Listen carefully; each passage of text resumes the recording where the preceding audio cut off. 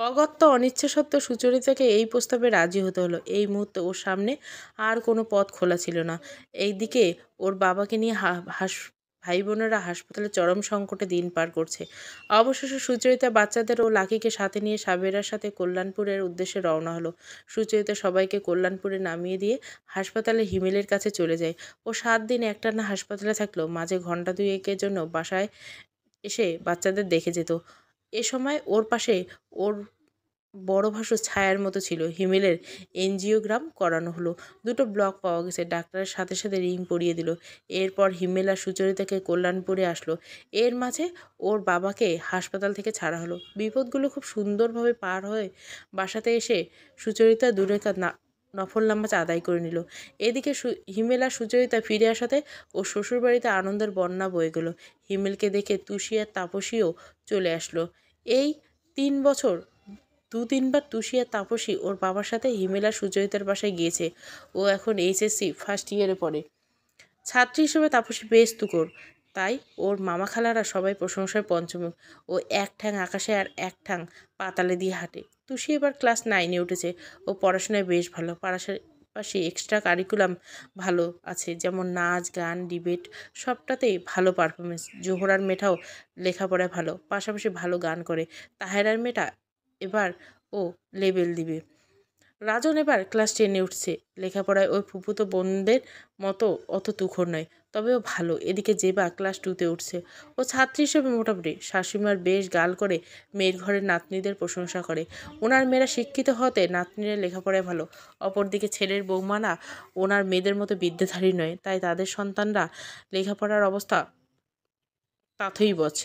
যদিও সুচরিতার ছেলেমেয়েরা এখনও লেখাপড়া শুরুই করেনি, তারপরও শাশুড়ি সবার সামনে মনে হয় ওর জায়েদের মতোই হবে। এদিকে সুচরিতার শাশুড়িমা খুব খুশি। বাড়ির ছেলে বাড়ি ফিরে এসেছে, সাথে নাতি নাতনিরাও এসেছে। বিশেষ করে হিমেল ছেলেটাকে ওনার ভীষণ মায়া লাগে। তারিক দেখতে অনেকটা ওর দাদার মতো হয়েছে। শাশুড়িমা খুশিতে ডগমগ হয়ে নিজের একমাত্র বোন আর ভাইকে এ বাড়িতে আসতে বলল।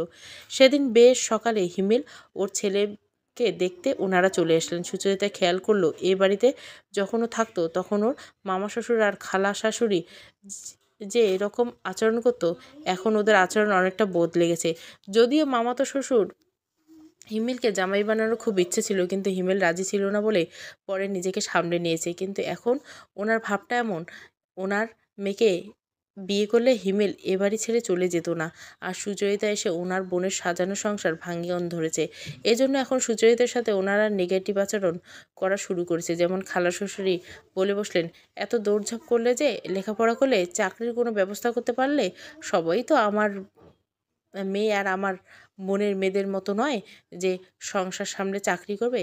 আমার মেয়েরা শ্বশুরবাড়িতে গিয়ে সংসার গড়তে নয়, ভাঙতে নয়, গড়তে গিয়েছে। আমি আর আমার বোন ছোটবেলা থেকে সেরকম বড় শিক্ষা দিয়ে বড় করেছি। সুচরিতা আসলে কথাগুলো শুনে গেল।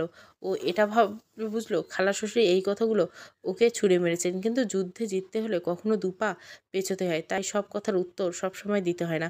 মাঝে মাঝে কিছু কথার উত্তর ভবিষ্যতের জন্য তুলে রাখতে হয়, যা পরবর্তী কর্মের মাধ্যমে মানুষকে বুঝিয়ে দিতে হয়।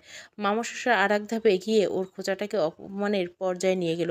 তোমার মায়ের সংসার চলছে কিভাবে? দেখো হিমেল, ওর মা অনেক কষ্ট করে বড় করে তুলেছে। ওর মায়ের কিছু স্বপ্ন পূরণের জন্য সেই কথাটা মনে রাখো। মামা, আমার মায়ের সংসার কিভাবে চললে সেটা আপনার জানা দরকার নেই। অন্তত আপনার ছেলের টাকায় চলে না, সেটা জেনে রাখুন। আর হিমেল তো আমার শাশুড়ি মায়ের একমাত্র সন্তান নয় যে ওনার স্বপ্ন পূরণের দায় শুধু হিমেলের একার। ওনার তো আরও সন্তান আছে। মামা, আমার এখন উঠতে হবে। হিমেলের ওষুধ খাওয়ার সময় হয়েছে। সুচরিতা চলে যাবার পর ওর মামা শ্বশুর মরিয়ম বিবিকে বললেন, তোর বউয়ের মুখে তো বেশ কথা ফুটেছে। তোমার মনে আছে বিয়ের সময় বলেছিলাম হিমেলের জন্য এমন মেয়ে তুমি দেখে শুনে নিয়ে এসেছো যে নাকি ভাজা মাছ উল্টে খেতে জানে না। আজ বিয়ের এই কয়েক বছর দেখছি ভাজা মাছটা ভালোই উল্টাতের পাশাপাশি কাটা ছাড়তেও জানে। রোমেল সে সময় ড্রয়িং রুমে এসে ওর মামাকে বলল, মামা, লেবু বেশি কচলাতে হয় না, বেশি কচলালে লেবুর রস তেতো হয়ে যায়। সোহেলের হীনমন্যতার কারণে সুচরিতার মুখে এত বুলি ফুটেছে। সোহেল আর করিমা ওদের এত হীনমন্যতা থেকে সবসময় সুচরিতার সাথে খারাপ ব্যবহার করতো। আর সুচরিতা নিজের পিঠ বাঁচাতে কথা শিখে গেছে। দেওয়ালে পিঠ ঠেকে গেলে সবাই তো ঘুরে দাঁড়ানোর চেষ্টা করে, তাই না? তবে রোমেলের সুচরিতার দিকে ঘুরে দাঁড়ানো দেখে হিমেলের মামা খালা একটু অবাক হলেন। ওনারা আর কথা বাড়ালেন না। সুচরিতা যে আগে সুচরিতা নয় সেটা ওনারা ভালো বুঝতে পারলেন। সেদিন দুপুরে খাওয়া দাওয়ার পর সুচরিতার খালা শ্বশুরে চলে গেলেন। আর ওর মামা শ্বশুর ওনাকে বা ওনার বাসায় পৌঁছে দিয়ে আসলেন। ওর মামা শ্বশুর কদিনের জন্য এ বাড়িতে রয়ে গেলেন। এদিকে হিমেল সুস্থ হওয়ার পাশে রোমেল আর সখিনা যশোরে চলে যাওয়ার প্রস্তুতি নিল। যাওয়ার আগের 3 দিন বোনও বাড়িতে চলে আসলো। হঠাৎ ওদের চলে আসাতে সুচরিত সন্দেহ হলো। ও এ বাড়ির মানুষগুলো ভালোই চিনে। এখানে আসার সময় থেকে ও খেয়াল করছে করিমা ওকে এড়িয়ে চলে। 10 দিন হলো এ বাড়িতে এসেছে, কিন্তু সুচরিতার বাচ্চাদের সাথে ও তেমন কথা বলেনি, এমনকি তারিখকেও কোলে নেয়নি। অবশ্য সুচরিতা হিমেলকে নিয়ে এত ব্যস্ত ছিল যে করিমার ছোট ছোট মেয়েটা রেবাকেও করে নেওয়ার সময় হয়নি। তবে সুচরিতা হাসপাতালে থাকা অবস্থায় ওর বাচ্চাদের সাকিনা খাইয়ে দিছে। পটি বা গোসল করার জন্য তো লাকি আছে। খাওয়া বাদে বাকি সময়টা ওরা লাকির কাছে থাকতো। অথচ আজ দুপুরে খাওয়ার পর যখন ও আর হিমেল বিশ্রাম নিচ্ছিল, তখন কারিমা এসে দরজায় নক করলো। সুচরিতা দরজা খুলে দেওয়াতে খুব মধুর সুরে হিমেলকে বলল, ছোট ভাই, একটু পরে বড় ভাই আপনাকে ড্রয়িং রুমে যেতে বলছে। আপুরা সবাই ড্রয়িং রুমে আছে। সুচরিতার দিকে তাকিয়ে বলল, তারিক কি ঘুমিয়েছে? এই কদিন ছেলেটাকে কোলে নেওয়ার আমার একটু সময় হয়নি। না, ঠিক আছে, সমস্যা নেই। রেবাকে ঘুম পাড়াচ্ছিলাম। এখন ঘুম না পারলে পরে আবার ঘুমাতে চায় না। পরে তোমার সাথে গল্প করব। করিমা চলে যাওয়ার পর সুচরিতা ভাবছে সামথিং রং। বোবার মুখে কথা ফুটছে, নিশ্চয়ই কোনো ঘাপেলা আছে। সুচরিতা হিমেলের কাছে এসে বিছানায় বসে পড়ল। আমার কেন জানি মনে হয় মেজ ভাই কোনো ফোন দিয়ে এটেছে। তোমার অফিসে আবার বসতে চাইবে না তো? এটা তোমার কেন মনে হলো? এছাড়া এই মুহূর্তে তোমার কাছে মেজো ভাইয়ের কোনো স্বার্থ নেই। স্বার্থ ছাড়া মেজো ভাই আর মেজো ভাবির মুখে মিষ্টি কথা আসে না। আর যাই হোক, ওনারা অফিসে বসিও না। সুই হয়ে ঢুকে ফাল হয়ে বেরোবে। অফিসে আমি কাউকে অ্যালাউ করব না। অনেক কষ্টে আমি এই প্রতিষ্ঠান গড়ে তুলছি। আসরের নামাজ পড়ে ড্রয়িং রুমে গিয়ে হিমেল বসলো। ওখানে হিমেলের মামা থেকে শুরু করে ওরা 6 ভাই বোন। রোমেল হিমেলের দিকে তাকিয়ে বলল, আল্লাহর কাছে শুক্রিয়া, অল্পের উপর দিয়ে তোর বিপদ কেটে গেছে। তোর কিছুদিন তোর বিশ্রামের প্রয়োজন। তোর এই বিপদে আমরা ভাই হয়ে যদি তোর পাশে না দাঁড়াই, তাহলে আল্লাহর পাকের কাছে আমরা গুনাহগার হব। তাই বলেছিলাম তুই কিছুদিন রেস্টে থেকে শৈলকে তোর অফিসটা চালিয়ে নিক। না, এটা হয় না। মেজো ভাই হুট করে গিয়ে ওখানে কোনো তাল পাবে না। আর ডাক্তার বলছে আমি হালকা পাতলা অফিস করতে পারবো। আপনারা এত টেনশন নিয়ে না। তাছাড়া ওর তো অফিস আছে। শৈল একটু জোর দিয়ে বলো, আমি অফিসকে ম্যানেজ করে তোর অফিসে পৌঁছতে পারবো। আমার কোনো সমস্যা হবে না। না, তার দরকার হবে না। প্রয়োজন হলে আমি তোকে বলবো। কথা বলে হিমেল উঠতে চাইলে তাহেরা বলল, মেজো ভাই তো তোমার ভালোর জন্য এই প্রস্তাব দিল। দেখো, প্রস্তাবটা তুমি বিবেচনা করে দেখতে পারো। দেখ আপু, আমি নাক দিয়ে ভাত খাই না। তোদের মতো আমি মুখ দিয়ে খাই। যা বলছি ভেবেচিন্তে বলছি। হিমেলের বডি ল্যাঙ্গুয়েজ দেখে জোহরা কিছু বলার সাহস পেল না। তবে সাবেরা হিমেলের দিকে ঝোল টেনে বলল, ও যখন চাইছে না তখন ওকে জোর করা ঠিক হবে না। ওর ব্যবসা ও ভালো বুঝবে। হিমেল আর কথা না বাড়িয়ে নিজের ঘরে চলে আসলো। হিমেল চলে যাওয়ার পর সোহেল রাগে গজগজ করতে লাগলো, কিন্তু রোমেল ওর অবস্থা দেখে বলল, এ কথা মনে রাখিস, এই মুহূর্তে ওকে কোনো বিষয়ে মানসিক চাপ দেওয়া যাবে না। এতে সোহেলের উপর ইমপ্যাক্ট পড়বে। সোহেল মনে মনে সুচরিতা আর হিমেলের উপর প্রচণ্ড ক্ষেপে গেল। পরদিন রোমেল সকালে সখিনা রাজনদের নিয়ে যশোরে রওনা হলো। এদিকে হিমেলের ওষুধ শেষ হয়ে যাওয়াতে সুচরিতা এবারের ড্রাইভার সোভান মিয়াকে ডেকে ওষুধ আনতে বলল। তখন সোভান মিয়া ডিউটি ছিল না, জেবাকে কেবল স্কুলে নামিয়ে দিয়ে এসেছে। সোহেল অফিসে রওনা দিতে এখনও 8 ঘন্টা দেরি আছে। এই ফাঁকে সোভান মিয়া ওষুধ এনে সুচরিতার হাতে দেওয়ার সাথে সাথে সোহেল ড্রয়িং রুমে এসে ড্রাইভারকে বলল, তুমি কার পারমিশন নিয়ে ওষুধ আনতে গেছো? ছোট ভাই আনতে বলেছিল। তুমি কি ওর ড্রাইভার না আমার ড্রাইভার? যার তার কথা শুনে চললে আমার চাকরি তোমার করতে হবে না, কথাটা মনে রেখো। সুচরিতা ভালোই বুঝতে পারলো অফিসে না বসতে পারার রাগ উনি সুচরিতার উপর ঢালতে চাইছেন। তবে ড্রাইভারের সামনে সোহেলের এরকম খারাপ ব্যবহার করাতে সুচরিতা হিমেলকে বলল, আমি আর এক মুহূর্ত এই বাড়িতে থাকবো না। এছাড়া ও বাসা অনেকদিন খালি পড়েছে। তুমি মতিকে গাড়ি নিয়ে আসতে বলো। হিমেলও সাথে সাথে রাজি হলো। এগুলো ড্রাইভারকে ফোন দিয়ে চলে আসাতে বলে ওর মায়ের কাছে গিয়ে বললো, মা, আমি আজ বাড়ি ছেড়ে চলে যাচ্ছি। যেটা তোর ভালো মনে হয়, তবে আর 2 দিন থেকে যেতে পারতে। সম্ভব না। ওদের যাওয়ার কথা শুনে সোহেল এসে বলল, এখন তো স্বার্থ উদ্ধার হয়ে গেছে, উনি তো এখন থেকে চলে যাবেন। হিমেলের মা রেগে সোহেলকে ধমক দিয়ে বলল, তুই এখানে আর একটা কথাও বলবি না। ওরা আসতে চায়নি, আমি ওদের জোর করে এনেছি। মায়ের ধমক খেয়ে সোহেল নিজেকে সামনে নিল। মরিয়ম বেবি হিমেলকে আর জোর করল না। সুচরিতা আর হিমেল বাচ্চাদের গুছিয়ে নিয়ে লাকিকে সাথে করে ওদের বাড়ির পথে রওনা দিল। সুচরিতা গাড়িতে বসে হিমেলকে বলল, আমাদের আর কোনো সমস্যা হলে আমি আর কখনো এ বাড়ির সাহায্য নেব না। নিজেদের সমস্যা নিজেদের মেটানোর চেষ্টা করব। হিমেল সুচরিতার কথায় মাথা নেড়ে সায় দিল। সুচরিতা ভাবল, অন্তত জীবনে যতদিন বেঁচে থাকবো নিজেকে আর কারো কাছে অসম্মানিত হতে দিব না। বাড়ি ফিরে সুচরিতা সবার আগে বেডরুমে চাদর পাল্টিয়ে দিল। একটা বালতিতে পানির সাথে স্যাভলন মিশিয়ে একটা ছোট টাওয়াল ভিজিয়ে ফার্নিচার, জানলা, গ্রিল সব পরিষ্কার করে দিল। কদিন থেকে আগে একটু হিমেল রিং পরানো হয়েছিল, সেফটির জন্য এগুলো করতে হবে। এই বিষয়টা সুচরিতার ভালোই জানা আছে। এরপর হিমেলকে গোসল করানোর জন্য ওয়াশরুমে পাঠিয়ে দিল বাচ্চাদের ড্রেস পাল্টানোর উদ্দেশ্যে।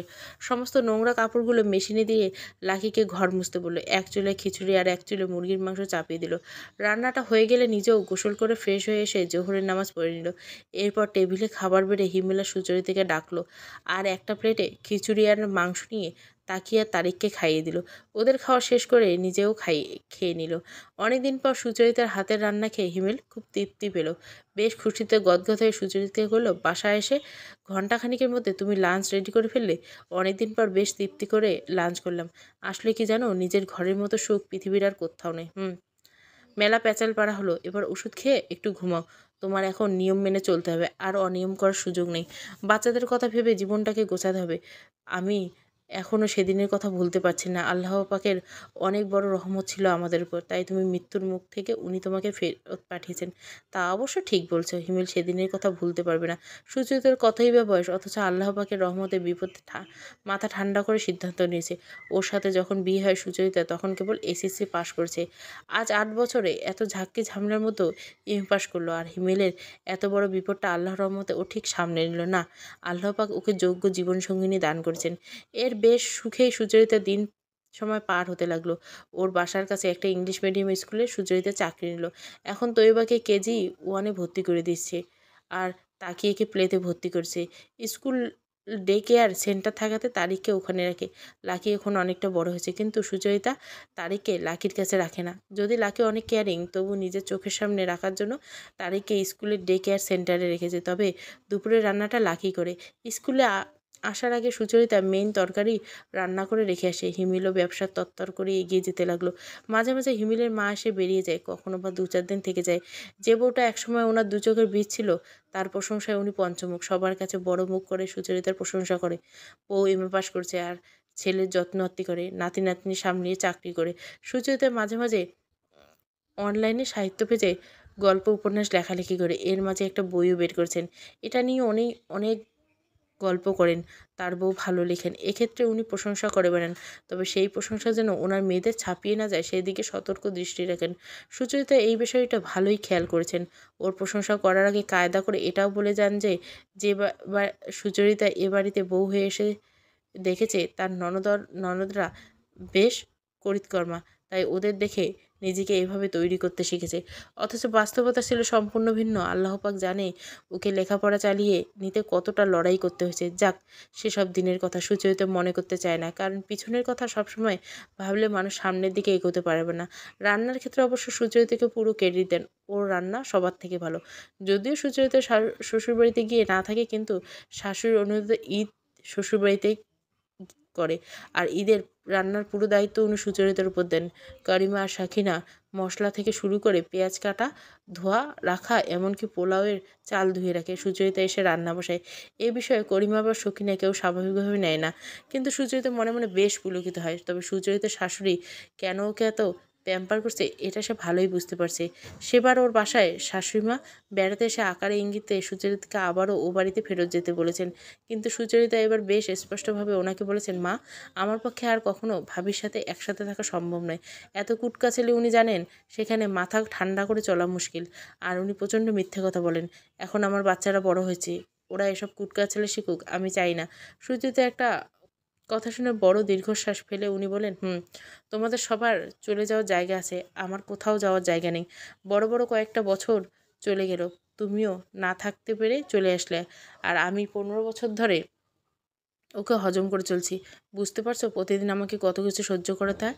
সুচরিতার শাশুড়ির কথাগুলো শুনে সেদিন খুব খারাপ লাগছিল, তবে যে ওর সমস্যাটার কথা শাশুড়ি বলতে পেরেছে সেটা ভেবে ভালো লাগছে। কারণ নিজের ভালো রাখতে গেলে নিজের ভালো মন্দ সবার আগে নিজেকেই ভেবে নিতে হবে। এই পৃথিবীর অন্যকে ভালো রাখার কোনো কারো দায় নেই। এর মাঝে সুচরিতার বাবার শরীরটা আরও খারাপ হয়ে গেছে। ডাক্তার বলে দিয়েছে উনি আর বেশি দিন সার্ভাইভ করবেন না। এদিকে সুস্মিতার বিয়ে নিয়ে খুব চিন্তা হচ্ছে। ও বিয়েতে রাজি হতে চাচ্ছে না। ওর যুক্তি হচ্ছে এমনিতে ওকে চাকরি করে মায়ের সংসার নিয়ে অনেক ঝামেলা পোহাতে হয়, তার উপর বিয়ে করে আর ঝামেলা বাড়াতে চাইছে না। বিয়ের পরও জামাইয়ের যত্ন আর ত্রুটি হলে শ্বশুরবাড়িতে কথা শুনতে হবে। আবার আর্থিক স্বাচ্ছন্দ্য কম থাকায় হয়তো ঘটাপাতা করে বিয়ে করা সম্ভব নয়, সেটা নিয়ে আরও কথা উঠবে। এমনিতে জীবনে অনেক প্যারা নিয়ে বাঁচতে হয়, আর নতুন কোনো প্যারা ওর নিতে ইচ্ছা করে না। সুস্মিতা সুচরিতার প্রায় কাউন্সেলিং করে যাতে এই বিয়েটাতে রাজি হয়। এদিকে খোকনটা জ্বালিয়ে মারছে। বিকম পাশ করে চাকরি না করে মাস্টার্সে ভর্তি হয়েছে, সে টাকা সুচরিতা ম্যানেজ করে দিয়েছে। যদিও সুচরিতা ওকে চাকরি করার জন্য প্রেশার দিয়েছিল, কিন্তু খোকন রেগে গিয়ে সুচরিতাকে বলল নিজের সন্তান হলে পারতেন, পড়াশোনা শেষ করার আগে চাকরির কথা ঢোকার কথা পারতেন না। আমি ভাই বলে অবলীলে বলতে পারলেন। সুচরিতা খোকনের কথা শুনে থ হয়ে রইল। এখানে কেন সন্তানের কথা আসছে? ওর তো নিজের জবের জন্য চেষ্টা করা উচিত। যেখানে সুস্মিতা এইচএসসি পাশ করে জবে ঢুকেছে, আবার পড়াশোনা চালিয়ে যাচ্ছে। সুচরিতা আরও অবাক হলো। ওর মা খোকনের কথা তাল দিল। এসব নানা টানাপোড়েনে সুচরিতার বাবার শরীর আরও খারাপ হয়ে গেল। স্কুলে চাকরি, বাচ্চা সামলিয়ে বাবার বাড়িতে সুচরিতা তেমন একটা যাওয়া হয় না। তার উপর হিমেলের অফিস নিয়ে বেশি ব্যস্ত হয়ে পড়তে হয় সুচরিতা। বাচ্চাদের নিয়ে পড়াশোনা একা যেতে সাহস পায় না। যাই হোক, এই খবর পেয়ে হিমেল সবসময় বার করে সুচরিতা আর বাচ্চাদের নিয়ে শ্বশুরবাড়িতে রওনা হয়। যাত্রাবাড়ি ওর বাবার বাড়ি পৌঁছানো মাত্র ওর মা ওকে দেখে বলে, এত দেরি করে আসলি কেন? তোর বাবা এখন কাউকেই চিনতে পারছে না। সুচরিতার মনে হলো ওর বাবা ওকে ঠিক চিনতে পারবে। সুচরিতা ওর বাবার বিছানার পাশে বসলে ওকে দেখা মাত্র ওর বাবা দু চোখ দিয়ে অশ্রু গড়িয়ে পড়তে লাগলো। এরপর ওর বাবা আস্তে করে ওর শাড়ির আঁচলের কোনা শক্ত করে ধরে রাখলো, যেন সুচরিতা উঠে না যায়। যতক্ষণ ও বাড়িতে ছিল সুচরিতা ওর বাবার পাশেই বসেছিল। সুচরিতা যাবে বলে সুস্মিতা অফিস থেকে ছুটি নিল না। খোকন বাসায় ছিল, শোভনও বাসায় থাকাতে হিমেলের সুবিধা হলো। ও শোভনকে সাথে নিয়ে বাজারে গেল, মুরগি মাছ কিনে আসলো। অনেক দিন পর যেন সুচরিতার বাবার বাড়িতে যেন আনন্দে মেতে উঠলো। সুচরিতার মা অনেক যত্ন করে রান্না করলো। হিমেল আবার শাশুড়ির রান্না খুব পছন্দ করে। সুস্মিতা বাচ্চাদের খাইয়ে দিল। সবাই টেবিলে বসে লাঞ্চ করলো, কিন্তু সুচরিতা ওর বাবার কাছে বসেই খেলো। ওর মা ওর বাবাকে নল দিয়ে খাবার খাইয়ে দিল, উনি মুখ দিয়ে খেতে পারেন না। তবে সুচরিতার মুখের দিকে ওর বাবা স্থির দৃষ্টি তাকিয়ে দিল। যদিও চোখের দৃষ্টিটা অনেক ঘোলা ছিল, তবুও সুচরিতার মনে হলো ওর বাবা সেই দৃষ্টি যেন ওকে বলছিল যেন ওর মা ভাই বোনের দিকে সবসময় খেয়াল রাখে। সময় তো কারোর জন্য অপেক্ষা করে না। সুচরিতার চলে যাবার সময় হলো, কারণ ওর স্কুলের চাকরি, আবার হিমেলের অফিস, সব কিছু বিবেচনা করতে হবে। চলে যাবার সময় ওর বাবার হাতের মুঠো থেকে কিছুতেই আঁচল বের করতে পারছিল না। একরকম জোর করে বের করে নিয়ে চোখের পানির ধারা নিয়ে বাচ্চাদের সাথে করে ও গাড়ি নিয়ে বসলো। ও এতটুকু বুঝতে পারলো বাবাকে আজই ওর শেষ দেখা। সুচরিতা ঘুরে আসার দিন 15-র মধ্যে ওর বাবা মারা গেল। মৃত্যুর খবর পেয়ে সুচরিতা আর হিমেলের সাথে বাচ্চাদের নিয়ে যাত্রাবাড়ির দিকে রওনা হলো। এর মাঝে হিমেলের মা ভাই বোনের কাছে সুচরিতার বাবার মৃত্যুর খবর জানিয়ে দেয়। ওয়ার্কিং ডে থাকায় যাত্রাবাড়িতে আসতে সবার সন্ধ্যা হয়ে গেল। ঢাকায় সুচরিতার যে ফুপু আর চাচা ছিল তারাও এসেছে। সুচরিতার ওর বাবার বাড়িতে পৌঁছামাত্র ভাই বোনেরা ওকে সবাই জড়িয়ে ধরে কাঁদলো। সুচরিতার সবচেয়ে বেশি খারাপ লাগলো সুস্মিতার জন্য। ও সুচরিতাকে জড়িয়ে ধরে কাঁদতে কাঁদতে বলল, আপু, আব্বা অসুস্থ হলেও বেঁচে ছিল। সবাই ভাবতো আমার মাথার উপর ছায়া আছে। আজ থেকে যেন আমি এই পৃথিবীর এতিম হয়ে গেলাম। এভাবে বলিস না, আল্লাহ পাক নারাজ হবে। এই পৃথিবীতে কেউ কারো ছায়ায় বাঁচে থাকে না, সবাই আল্লাহ পাকের রহমত সে ছায়ায় বেঁচে থাকে। আর মানুষকে কিছুদিনের জন্য আল্লাহ পাক আর তার বাবা মায়ের কাছে আমানত হিসেবে রাখে যখন সে শিশু থাকে। মাতৃজহরে ও ও যে আল্লাহ পাকের রহমতের ছায়া থাকে, তা না হলে এই পৃথিবীতে বেঁচে থাকা সম্ভব হতো না। কিছু বুঝ জ্ঞান দেওয়া হওয়ার পর পৃথিবীর মানুষকে তার রবের কাছে আত্মসমর্পণ করতে হয়। আল্লাহ পাকের রহমতে আমরা ঠিক সামলে উঠবো। তাহেরা, জোহরা, সাবরা সুচরিতার বাবার মৃত্যুর খবরে ওর বাবার বাড়িতে চলে আসে। তাহেরার হাজবেন্ড আসেনি, তবে মান্নান আর আতিক এসেছে। সুচরিতার বাপের বাড়িটা চারপাশে একটু দৈন্যতার ছাপ আছে। আসলে ওর বাবা তো বাড়িটা ভালোভাবে কমপ্লিট করতে পারেনি।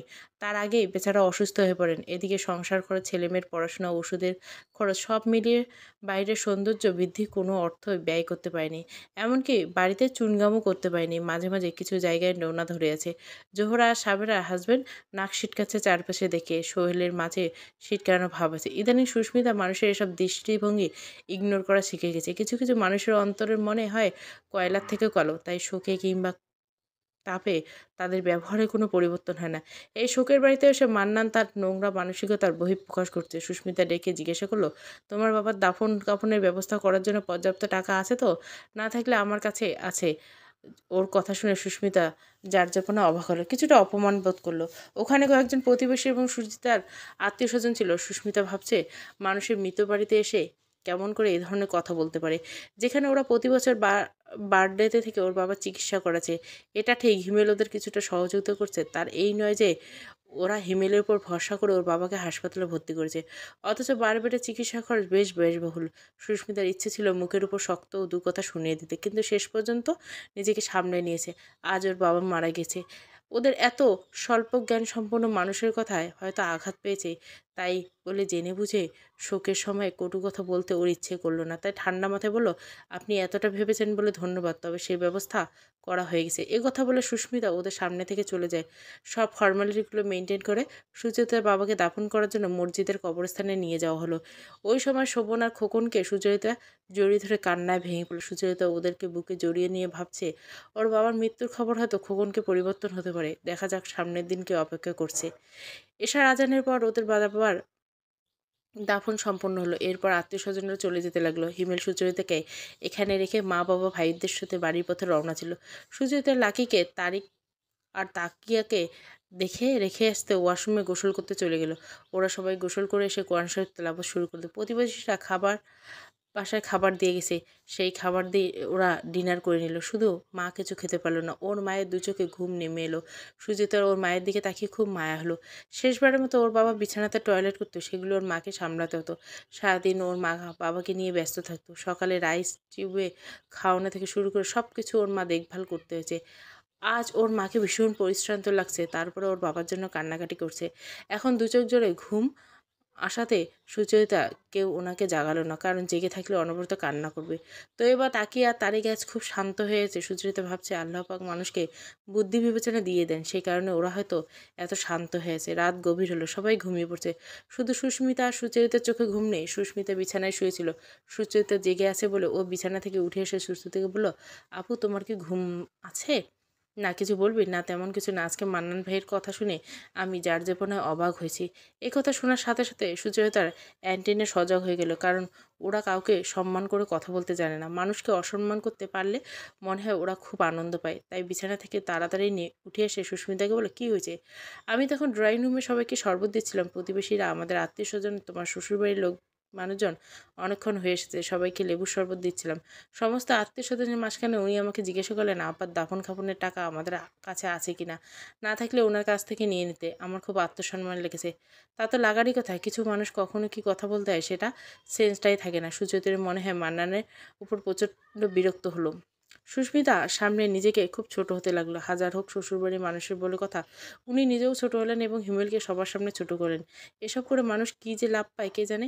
এই যে সোহেল আর কারিমা ওর পিছনে লেগে থাকতো, ওতে ওদের কি লাভ হয়েছে? বরং ও শুনতে পেয়েছে ইদানিং সোহেলের দিন খুব খারাপ যাচ্ছে, চাকরিটা খুব বড় করে না। হিমেল টাকা পাঠায় বলে স্বাচ্ছন্দ্য সংসার চলে, কিন্তু ওনার নিজের ছেলেমেয়ের খরচ তো ওনাকে সামলাতে হবে। যে বাবার ক্লাস 4-এ উঠছে, রেবা নার্সারিতে পড়ে, সংসারে টানাটানিতে গাড়িটা বিক্রি করে দিতে বাধ্য হয়েছে। জোর করে গাড়িটা নিয়ে নিল, কিন্তু রাখতে তো পারলো না। জেবাকে এখনও সামলাতে পারে না। এতে মেয়েটার কী দোষ কোথায়? সারাক্ষণ ঘরে কুটকাচালি দেখলে ওর তো কুটকাচালি ভালো লাগবে। পড়াশুনো করতে ওর ভালো লাগে না। অন্যের জন্য কূপ খুললে সেই কূপে নিজেকে আগে পড়তে হয়। এই কথাটা মানুষ খুব সহজে ভুলে যায়। যাক, প্রসঙ্গ ঘুরিয়ে সুস্মিতাকে সুচরিতা ঘুমাতে বলল। বছরখানেক পার হয়ে গেল। বাবা হারানোর শোকটা সুচরিতা একটু একটু করে সামলে নিতে পারল। খোকন এবার জবে ঢুকাতে সুচরিতা একটু স্বস্তির নিঃশ্বাস ফেলল। ও ভাবলো খোকন মনে হয় নিজেকে শুধরানোর চেষ্টা করবে। ও এখন সবার সাথে ভালো ব্যবহার করতে লাগলো। এর মধ্যে সুচরিতার সংসারে একটা ভালো খবর হলো। তো এবার হলিক্রস স্কুলে চান্স পেয়েছে। রেজাল্ট হাতে পেয়ে সুচরিতার মনে হলো স্বপ্নের দেখা প্রথম সিঁড়িটা ও পার করতে পেরেছে। সুচরিতা এখন হেমায়েতপুর থেকে ঢাকায় ফার্মেট গেটে আসার চেষ্টা করছে। সুচরিতা বিভিন্ন স্কুলে সিভি ড্রপ করতে লাগলো। জুনিয়র ল্যাবরেটরি স্কুল থেকে ওকে কল করা হলো। ও ইন্টারভিউ বোর্ড ফেস করলো। আল্লাহর রহমতে ও চাকরিটা হয়ে গেল। আল্লাহ পাকের ও শুকরিয়ার শেষ নেই। একটু একটু করে জীবনের সমস্যাগুলো যেন আল্লাহ পাক সমাধান করে দিচ্ছে। ফরমার্ট গেটের ইন্দিরা রোডে ফ্ল্যাটটা ভাড়া নিয়ে ওনারা ঢাকায় চলে আসলো। তাকে একে সুচরিতা স্কুলের নার্সারি আর তারিখে প্লেতে ভর্তি করে দিল। এর মাঝে সুস্মিতার জন্য একটা ম্যাজিস্ট্রেট সেলের প্রস্তাব আসলে। ছেলেটা সুচরিতার এক কলিগের মামাতো ভাই। সুস্মিতা প্রথমে বিয়েতে রাজি ছিল না। আসলে বিয়েতেও তো প্রচুর খরচ। ওদের বাবা অসুস্থ থাকার কারণে চিকিৎসার পেছনে প্রচুর অর্থ ব্যয় হয়েছে। আবার এখন এই বিয়ে সামলে দিতে ওর প্রচুর অর্থের প্রয়োজন। এই মুহূর্তে এত টাকা ও কীভাবে ম্যানেজ করবে? যদিও হাতের বালা, গলার হার বানানো আছে, তারপরে তো আরও কিছু লাগবে। কানের দুল, ছেলের আংটি, ঘড়ি, বিয়ের পোশাকও তো বাদে আরও কত আনুষঙ্গিক খরচ। এসব চিন্তা ওর বিয়ে করতে মন চাইছে না। সুচরিতা ওকে বোঝানোর জন্য অফিস ফেরত আজ ওর বাসায় আসতে বলল। ওর কলিগ খুব তাগাদা দিচ্ছে। কেরিয়ার, চাকরি আর সংসারের দায়িত্ব পালন করতে গিয়ে এমনিতে ছেলেটার বয়স অনেক বেড়ে গেছে। পাত্রের বয়স এখন 36, তাই খুব দ্রুত বিয়ে সারতে চাইছে ছেলের মা। নিম্নবিত্ত পরিবার থেকে বেড়ে ওঠা ছেলেটি নিজেকে আজ প্রতিষ্ঠিত করেছে। মা আর এক ভাই এক বোনের, এই নিয়ে ছেলের সংসার। সুচরিতার কলিগ অর্পার সাথে একদিন স্কুলে এসেছিল। ছেলেটা 5 ফুট 8 ইঞ্চি, গায়ের রং শ্যামলা, এক হারা গরম। শুধু অর্পার কাছে শুনেছে ছেলেটা খুব মা ভক্ত। সুচরিতা এই কথাটা সুস্মিতার কাছে গোপন রাখে। এমনিতেও বিয়ে করতে চায় না, তারপর এই কথা কানে গেলে সাথে সাথে রিজেক্ট করে দিবে। কিন্তু সুচরিতা এই ছেলেকে হাতছাড়া করতে যায় না। সুস্মিতাকে না জানিয়ে সুচরিতা অর্পার কাছে সুস্মিতার অফিসের ঠিকানা আর ছবি দিয়েছিল। ছেলেটা এক ফাঁকে সুস্মিতাকে দেখে নিয়েছে। সুস্মিতাকে ছেলের ভীষণ পছন্দ হয়েছে। ওর সাথে ছেলে কথা বলতে চায়। আসলে এই ছাড়া সুচরিতার আর কোনো উপায় ছিল না। যতদিন ওর বাবা বেঁচে ছিল সুস্মিতা তেমন কোনো সমস্যা হচ্ছিল না। কিন্তু ওদের বাবা মারা যাওয়ার পর সুস্মিতার অফিসে বেশ কিছু ঝামেলা পোহাতে হচ্ছে। বিশেষ করে বসের দৃষ্টি পড়ছে ওর উপর। যেমন প্রায় দুপুরে লাঞ্চের সময় সুস্মিতাকে ডেকে পাঠায়। আবার অফিস ছুটির পর ওকে নিয়ে বিভিন্ন রেস্টুরেন্টে খেতে যায়। সুস্মিতা বাসায় তাড়াতাড়ি ফেরার তাগিদ দিলে বস বলে, আপনার তো আর সংসার নেই, কিছুটা সময় আমার সাথে কাটাতেই পারতেন। না স্যার, বাসায় ফিরতে হলে আম্মু তো আমার জন্য টেনশন করে। আমি না ফেরা অবধি পথ চেয়ে বসে থাকে। বলবেন অফিসের কাজ আছে, আপনি তো আর এ সমস্যার কথা বলেননি, তাহলে আমি আপনাকে বাসায় পৌঁছে দিতাম। সুস্মিতা যতই শয়তানটাকে এড়াতে চায়, ওই শয়তান ততই যেন জড়াতে চায়। সুস্মিতা ওর কাছে এসব কথা শেয়ার করার জন্য ওর মনে হচ্ছে বিয়েটা তাড়াতাড়ি করা দরকার। চাকরিটা ছাড়তে পারছে না। এই দ্রব্যমূল্য বাজারে একটা চাকরি না পেয়ে কী করে এই চাকরিটা ছাড়বে?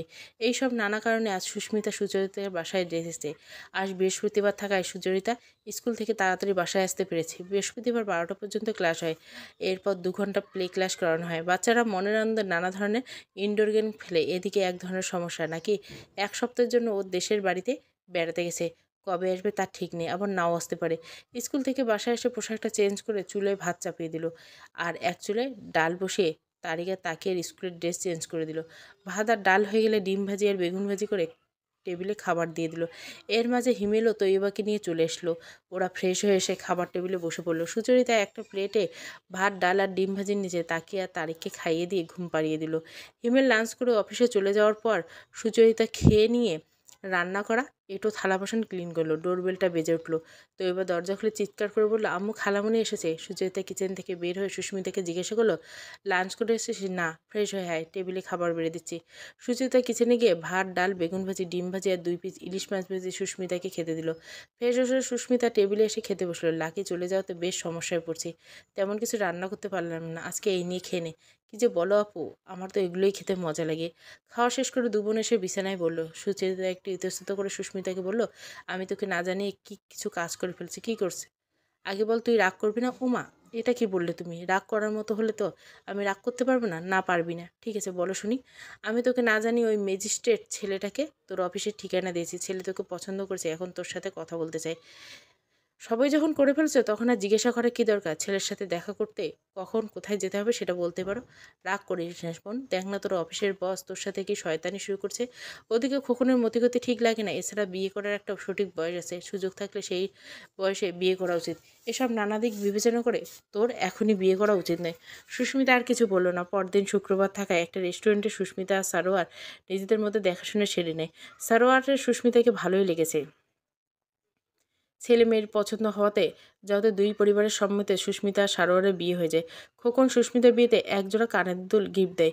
সবাই খোকনের উপর খুশি। সুস্মিতার মতো আর এক ধাপ এগিয়ে এসে সবাইকে বলল তার ছেলে কতটা দায়িত্ব হয়েছে এই দুর্মূল্যের বাজারে বোনকে সোনার জিনিস গড়িয়ে দিছে, কিন্তু সুস্মিতা আর সুচরিতার খোকনের এত ভালো মানুষটা নিতে পারছে না। ওদের কেবল মনে হতে লাগলো খোকন মনে মনে নিশ্চয় কোনো ফোন দিয়ে এসছে। যাক, ভালোভাবে সুস্মিতার বিয়ে হয়ে গেল। আরও বছরখানেক সময় পার হয়ে গেল। শোভন এসএসসি পাশ করে জাহাঙ্গীরনগর ভার্সিটিতে ভর্তি হয়েছে। কখনো এমকম পাশ করেছে, তো এবার ক্লাস 2তে টপার হয়েছে। আস্তে আস্তে সুচরিতার জীবনের সবগুলো এগিয়ে যেতে লাগলো। সুচরিতার খুব চিন্তা ছিল সুস্মিতার শ্বশুরবাড়ি নিয়ে। আল্লাহর রহমতে ওর শাশুড়ি মা বেশ ভালো মনের মানুষ, তাই তো চাকরিটা করে যেতে পেরেছে। সুস্মিতাকে ভীষণ আদর দেয়। বিয়ের আগে কক্সবাজার মারমেড বিচটা বুকিং করে রেখেছিল। বউ ভাতের পরদিন ছেলে আজ বৌমাকে ওই রিসোর্টে পাঠিয়ে দেয়। সুচরিতার বেশ ভালো লাগে। এসএসসি পাশের পর থেকে টানা 8 বছর ওর বোনটা স্ট্রাগল করে গেছে। জীবনে এই সুখটা ওর প্রাপ্য বলে আল্লাহ পাক ওকে দান করেছেন। সুস্মিতার বিয়ের পর ওর শাশুড়ি মাকে ওকে সাপোর্ট দিয়ে যাচ্ছে। সেজন্য সুস্মিতা ঘর সংসার আর চাকরি দুটোই সামলাতে পারছে। ওর দেবর আনোয়ার ঢাকা ভার্সিটিতে আইবিএ থেকে বের হয়ে ইউলিনিয়রভাবে জয়েন করছে। ননদ ঢাকা ভার্সিটিতে নৃবিজ্ঞানে পড়াশোনা করছে। সুস্মিতা ভালো আছে দেখে সুচরিতার খুব ভালো লাগে। কিছু কিছু মানুষের জীবনে রাস্তাটা সমতল হয় না, কখনো সমতল আবার কখনো খানাখন্দে ভরা। সুচরিতার জীবনটা সেরকম। সেদিন ছিল শুক্রবার, ছুটির দিন থাকাতে দুপুরে ভাত ঘুম দেওয়ার চেষ্টা করছিল। হিমেল ওর শাশুড়ির সাথে দেখা করতে কল্যাণপুর গেছে। এর মাঝে সুচরিতার ফোনটা বেজে আসলো। অপরিচিত ফোন নাম্বার থেকে ফোন আসাতে রিসিভ করলো না। দ্বিতীয়বার আবার ফোনটা বেজে উঠলো। হ্যালো বলাতে উপাস থেকে এক নারীর কণ্ঠ বলে উঠলো, আপনি কি সুচরিতা আপু বলছেন? আপনি কে বলছেন? আমি এলিন বলছি। আমি তো আপনাকে চিনতে পারছি না, না পারার কথা। তবে আমি আপনাকে চিনতে পেরেছি। খোকনের মুখে আপনার কথা অনেক শুনছি। খোকনকে আপনি কিভাবে চেনেন সে কথায় পরে আসছি। যে খবরটা জানানোর জন্য আপনাকে ফোন করা সেটা আগেই বলছি। খোকন একজন নন মুসলিম মেয়ের প্রেমে হাবুডুবু খাচ্ছে। আপনি কি সেটা জানেন? এই কথা শোনার পর সুচরিতার মনে হলো ওর মাথায় যেন বাজ ভেঙে পড়ল। সুচরিতা নিজেকে একটু সামনে নিয়ে ওকে তুমি করেই বলল, হুম, তুমি কি সেই মেয়ে? ফোনের ওপাশে কিছুক্ষণ নীরবতা নেমে এলো। সুচরিতা আবারও বলল, কথা বলছো না যে? যা জানতে চাইছি উত্তর দাও। সুচরিতা আবার কিছু বলতে চাইল, তার আগে মেয়েটা বলল, আমি সেই মেয়ে। আমি খ্রিস্টান ধর্মের অনুসারী। তুমি জানতে না খোকন মুসলিম? জানতাম। আমি বহুবার ফিরতে চেয়েছি, আপনার ভাইয়ের জন্য পাইনি। খোকন যদি এক্ষেত্রে দোষী হয় তাহলে তুমিও সমান দোষী। তুমি কি মুসলিম হবে? যদি মুসলিম হও তাহলে আমি তোমার পাশে থাকবো। যদিও আবেগের বশে সুচরিতা কথাগুলো বলছে, কিন্তু পরে মনে হলো এটা বলা ওর ঠিক হয়নি। নানা কারণে কোর্ট কাছারির ঝামেলা হতে পারে, ওর পাশে তো দাঁড়াবার মতো কেউ নেই। সুচরিতা বরাবর নিজের পরিবারের ঝামেলা হিমেলের উপর কখনো চাপায়নি। যেমন সুস্মিতার জন্য ছেলে দেখা থেকে বিয়ের ঘটকালি করা, এগুলো নিজেই করার চেষ্টা করছে। ও আল্লাহ পাকের উপর ভরসা করে নিজের সমস্যাগুলো নিজেই সলভ করার চেষ্টা করছে।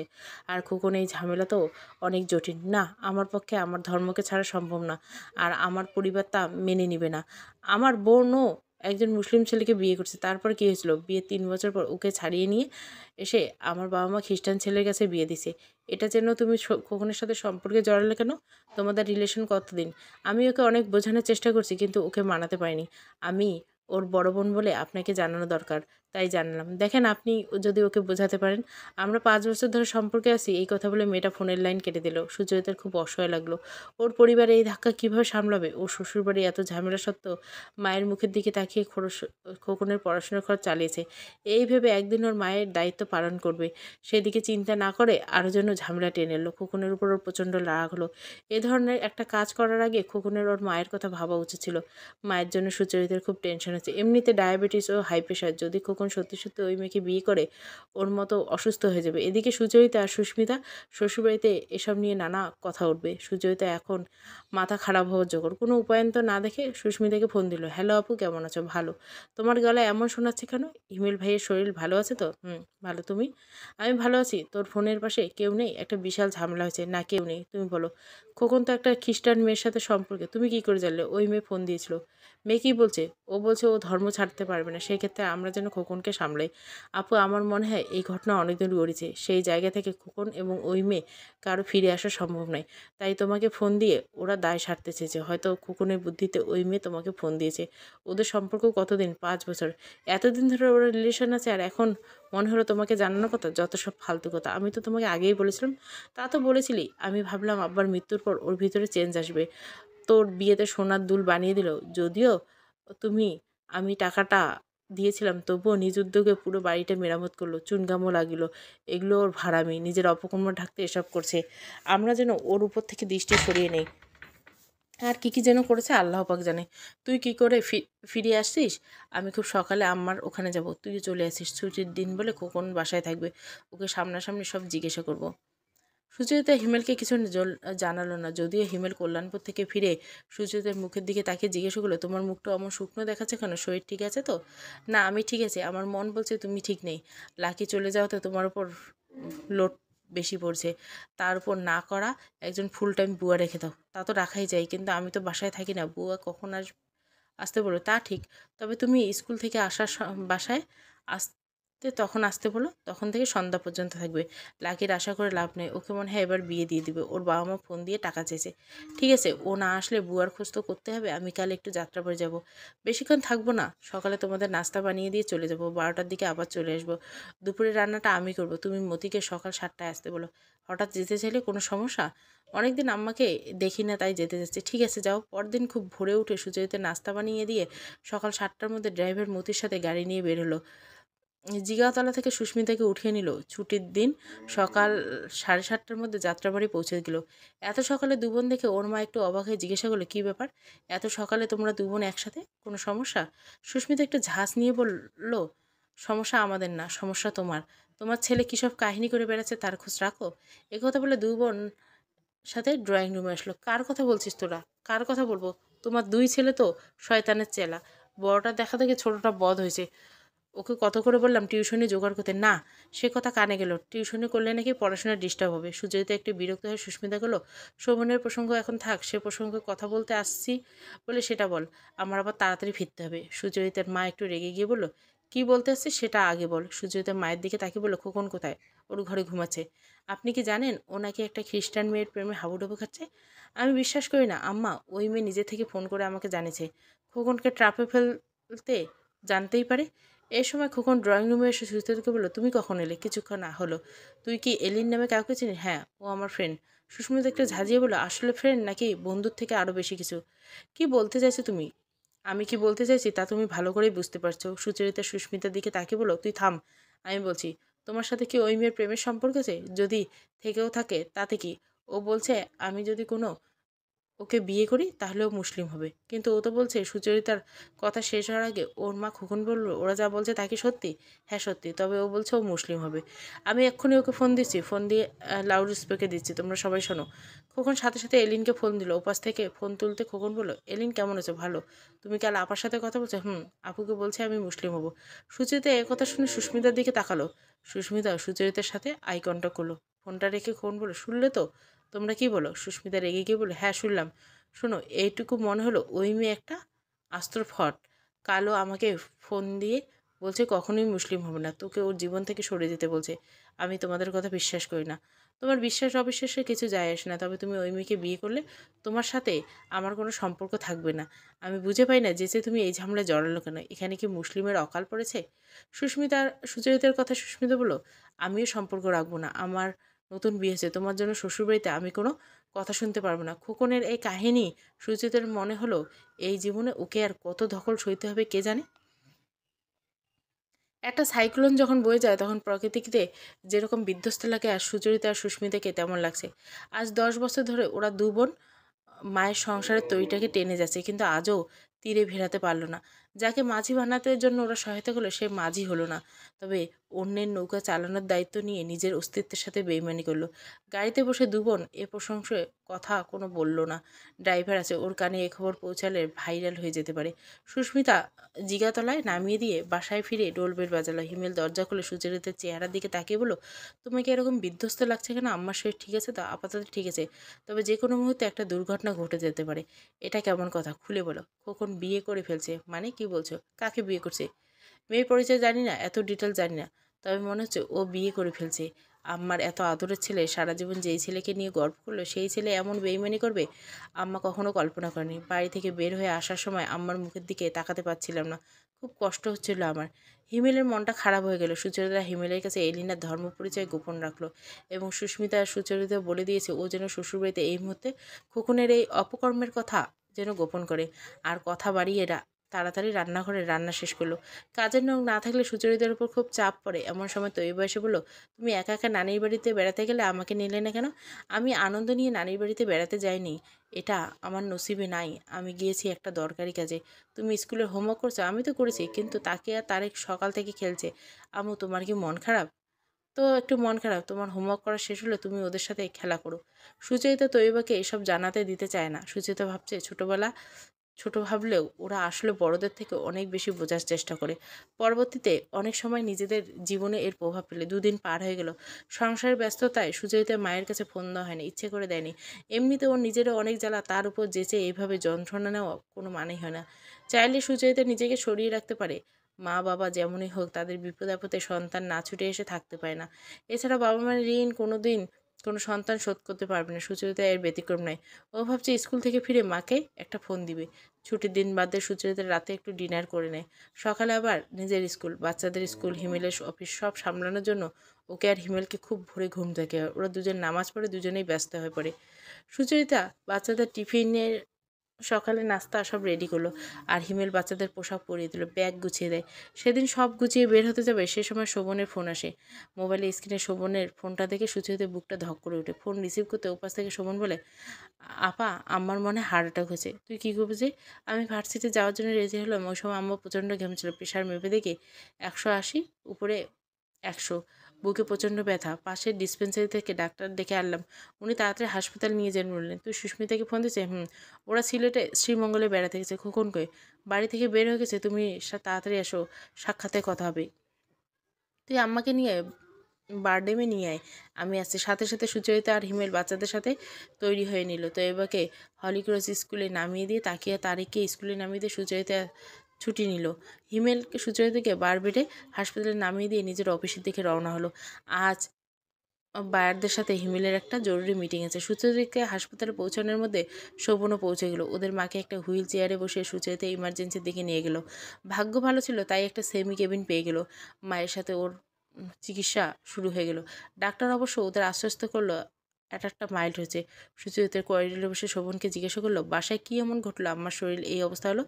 তোমরা সেদিন বাসা থেকে চলে যাওয়ার কিছুক্ষণের পরতে আমি বাসায় পৌঁছে গেলাম। তখন আম্মা আর খোকনের সাথে প্রচণ্ড কটাকাটি। আম্মা কিছুতেই ওই মেয়েকে মেনে নিবে না।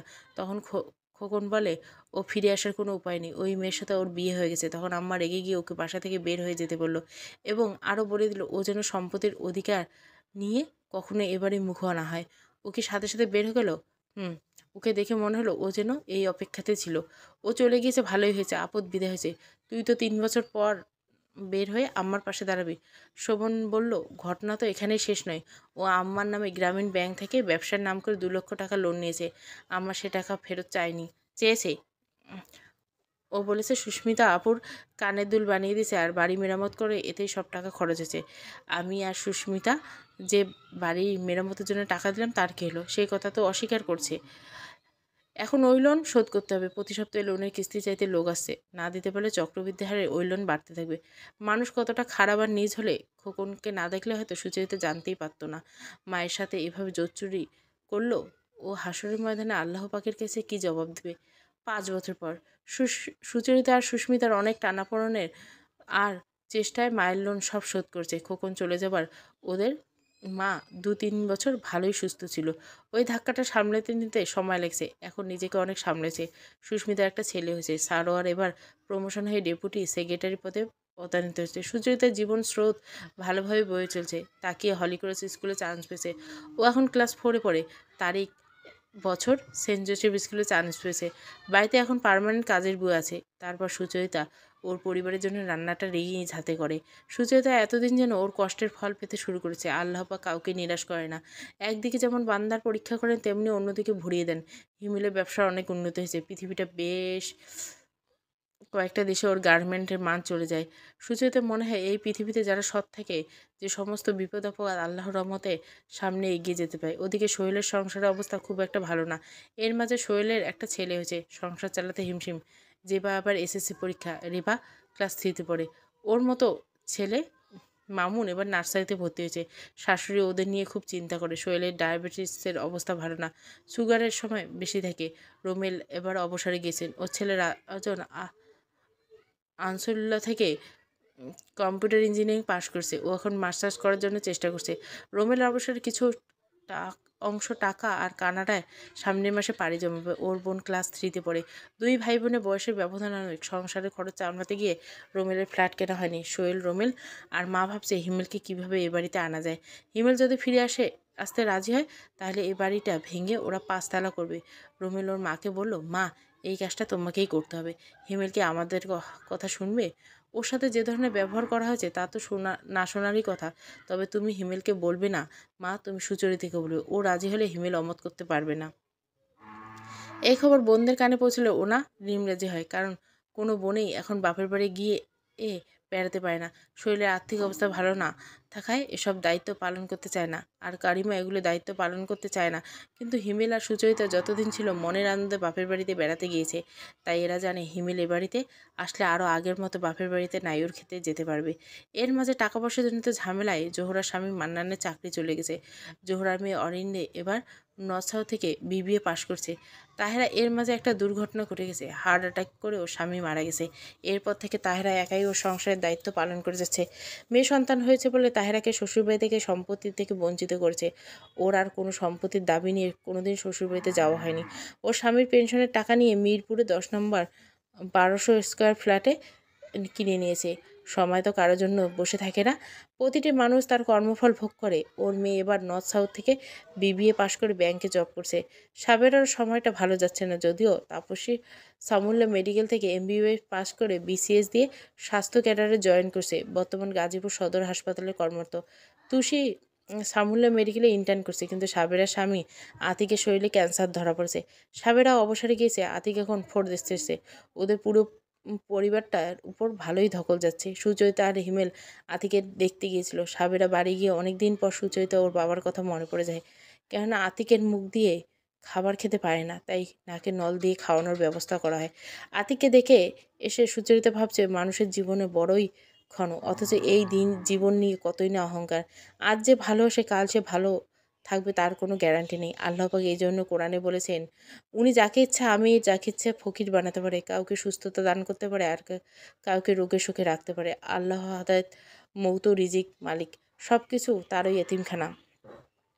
অনেকদিন পর সুচরিতা সংসারে আনন্দের হাওয়া বইছে। তো এবার JSC-তে ট্যালেন্ট পুলে বৃত্তি পেয়েছে। সেই খুশিতে ও চাচা, ফুফু, দাদা, দাদি বাড়িতে তৈবাকে অভিনন্দন জানাতে এসেছে। সুস্মিতা, সারোয়ার, ওদের ছেলে আবিরও এসেছে। শোভন ওর মাকে নিয়ে সুচরিতার বাসায় এসেছে। শোভন মাস্টার্স পাশ করে একটা NGO-তে গবেষণা কর্মরত হিসাবে। হিমেল বাইরে খাবার অর্ডার দিয়েছে। ছুটির দিন থাকায় দিনভর প্রাণ ভরে আনন্দ করছে। তারপরে একসময় সন্ধে ঘনিয়ে এসলো। সবাই যার যার ঘরের দিকে পা বাড়ালো। সুচরিতা শাশুড়ি থেকে গেল। রাতে ডিনার করে হিমেল, তৈবা, তাকিয়া, তারিক সবাই ঘুমিয়ে পড়ছে। বুয়া ঘুমিয়ে পড়ছে। সারাদিন বাড়িতে মেহমান থাকায় সবাই ক্লান্ত। রাত এখন 12টা। মরিয়ম বিবি সুচরিতাকে ডেকে বলল, তোমার সাথে একটু কথা ছিল, চলো ড্রয়িং রুমে বসে কথা বলি। সুচরিতা যদিও দু চোখ ভরে ঘুম নেমে এসেছে, তারপরে শাশুড়ির কথা শোনার জন্য ড্রয়িং রুমে গেল। একটু দ্বিধাদ্বন্দ্বে মরিয়ম বিবি বলা শুরু করলো, মা, আমি আজ তোমার কাছে একটা দাবি নিয়ে আসছি। আমি জানি তোমার মনে অনেক কষ্ট জমা আছে, তোমার সাথে অন্যায় করা আছে। তুমি এগুলো আর মনে রেখো না। আমি হীরা ফেলে কাচের পিছনে ছুটছি। তবে তুমি যেদিন আমার সংসার ফেলে চলে গেলে, আমি সেদিন থেকে আমি বুঝলাম আমি কি হারালাম। তুমি ছিলে আমার সংসারে খুঁটি। তাই তুমি চলে যাবার পর আমার সংসারটা ভিতটা নড়বড় হয়ে গেছে। মা, তুমি আমার বাড়িতে ফিরে আসো। মা, আমি ভাবিদের সাথে আর থাকতে চাইছি না। তোমার ওদের সাথে থাকতে হবে না। ওই বাড়িটা ভেঙে 5 তলা করা হবে। হিমেলকে বেশি দায়িত্ব পালন করতে হবে। তুমি অমত করো না। আমি শৌখিনা আর কারিমাকে নিয়ে থাকবো। তুমি সম্পূর্ণ আলাদা থাকবে। তবে হিমেল এই গুরুদায়িত্বটা পালন করতে হবে। মায়ের এই কথাটা রাখো মা। আল্লাহ তোমাকে অনেক সুখ শান্তি দান করে থাকবে। যতদিন আমি বেঁচে থাকবো আল্লাহ পাকের কাছে তোমার ছেলে মেয়েদের জন্য দোয়া করে যাব।